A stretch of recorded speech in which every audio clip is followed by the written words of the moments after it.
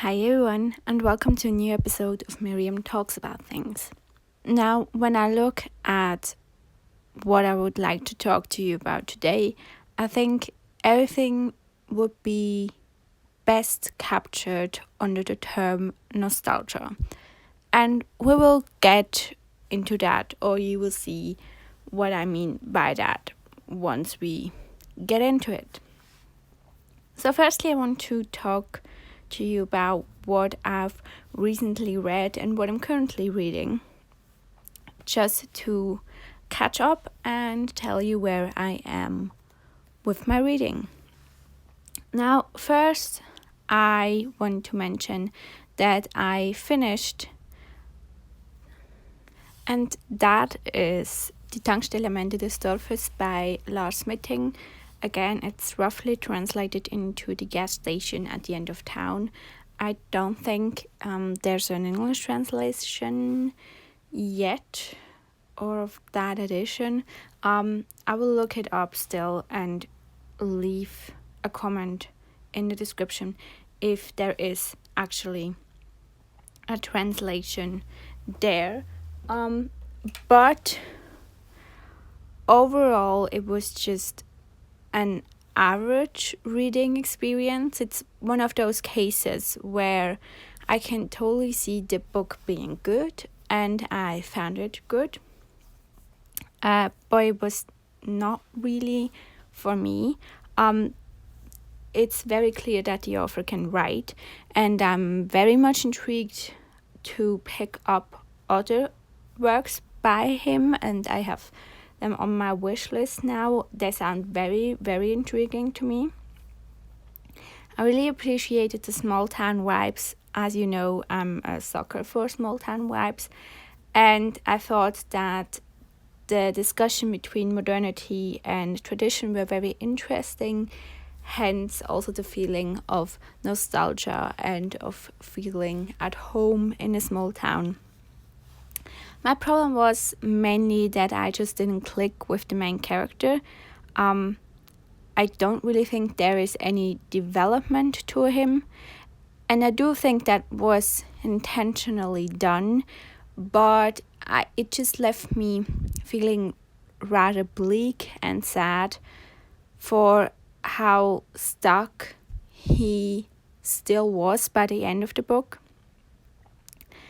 while at the same time being the only one who truly stood in his way throughout all of the story. And there were also some unnecessary commentaries along the way that made you really remember that this is a story told by a man, which I just found unnecessary. And the pacing was a bit off, since some scenes were really dragged on, while there were some massive time jumps at parts where I thought it was really important to actually show what is actually happening. But again, overall, it is a rather bleak story that unfortunately never really explained the purpose of the bleakness for me, other than just being bleak for the sake of being a story about a sad man who's stuck in a sad life and is overly sad about the women in his life who simply just didn't want to be stuck forever there. And it's just him in his bubble of self-pity. And it was alright. It sounds very negative. I enjoyed it. It was just a more average read for me, unfortunately. But I do look forward to the other works by the author. Everything that followed afterwards was very successful. I read a poetry collection I really liked, and that is Bloom by Beau Taplin. It's one of those collections of more modern poetry, so bear that in mind. It's definitely not for everyone. I can totally see that. It's more of that style of, let's call it wise poems, where it focuses more on the message and the imagery, rather than like sound patterns or rhythm or rhyming. So if you don't like that, please keep that in mind. I've come to be more open about that type of contemporary poets, and I start to appreciate them more. I do still think that there are types of poems that do it more successfully than others, and I think that definitely did that. It was very carefully put together, and it was a very nice collection also in terms of how it looked. I feel like the poems follow a structure and are often formatted very similarly, and I really appreciated that thread throughout it.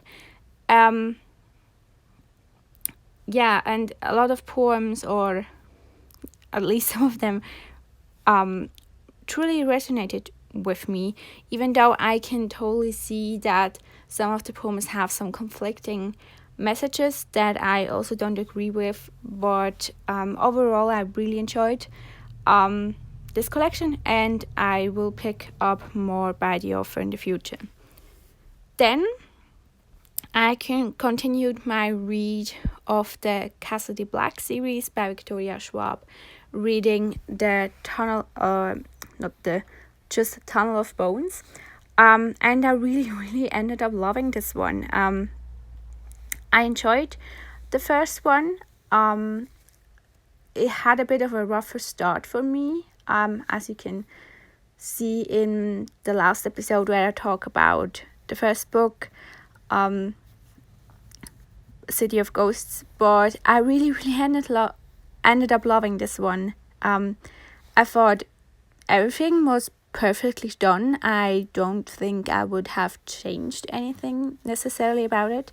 The setting was great. It was set in Paris this time, which I thought was really well done here. The main ghost story was very emotional, yet also suspenseful, with that looming threat of the danger coming from that ghost.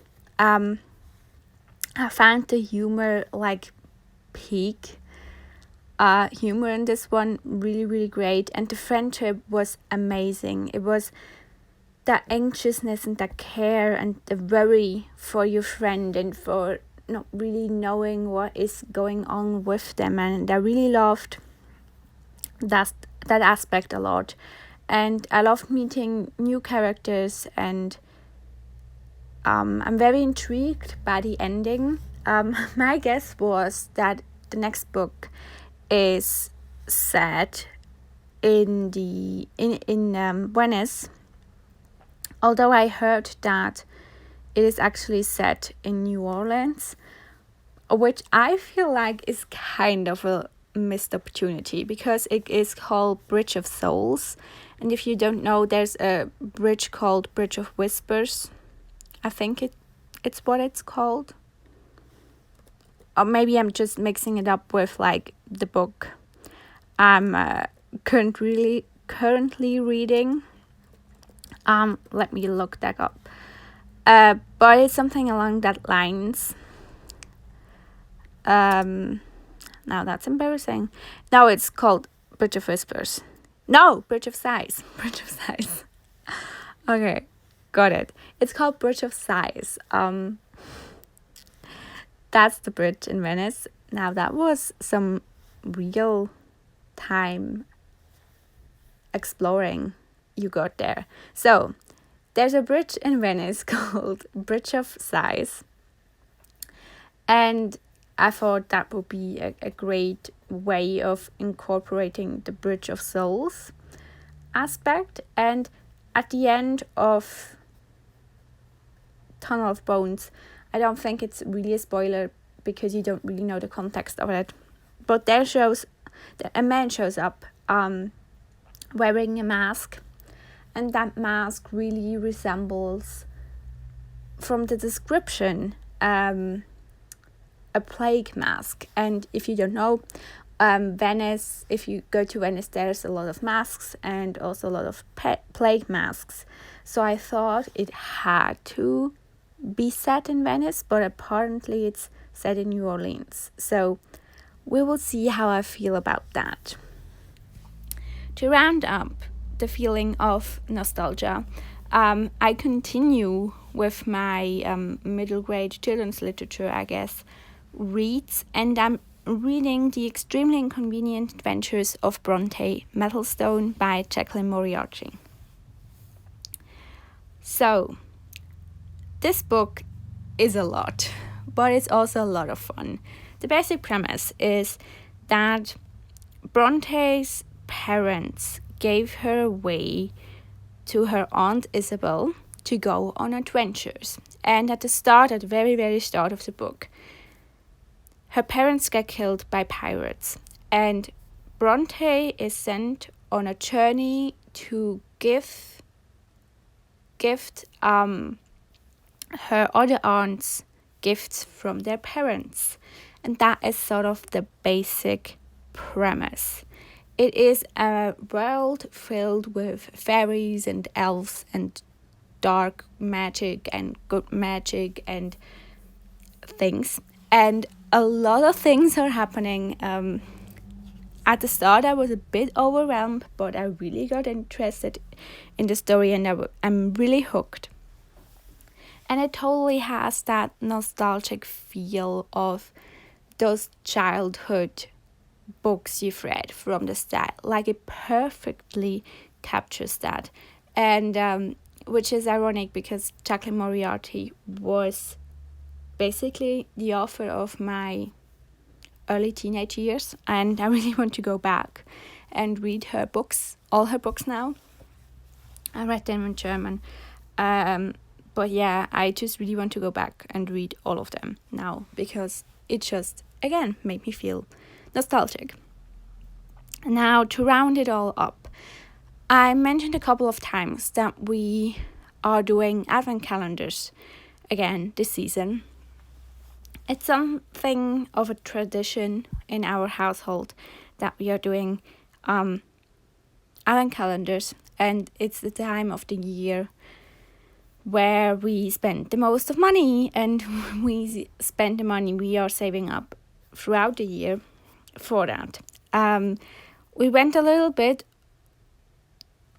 over the top this year, so there are quite a few advent calendar from food related to like fandom related, aka Moomins and Harry Potter Funko Pop calendars, to like sort of the classic ones, and also our like bookish or goodies advent calendar we do, where we mostly get the large amount of books we own, and all of them are always either secondhand or discount books, where we get them with a discount, and we know that it's a massive privilege, but again, we do really save up and put the money aside to really do that luxury, and we're very happy and privileged that we can do that.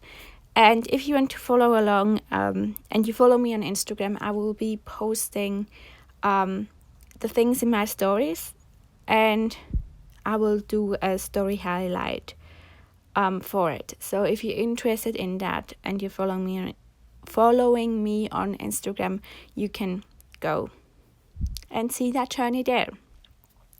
So yeah, let me know if you have read any nostalgic books lately, if not, what you've been reading in general. If you do advent calendars at your home, and yes, let's have a chat in the comment section and just feel all the nostalgia. Thanks for listening to this episode, and I will catch you in the next one. Bye.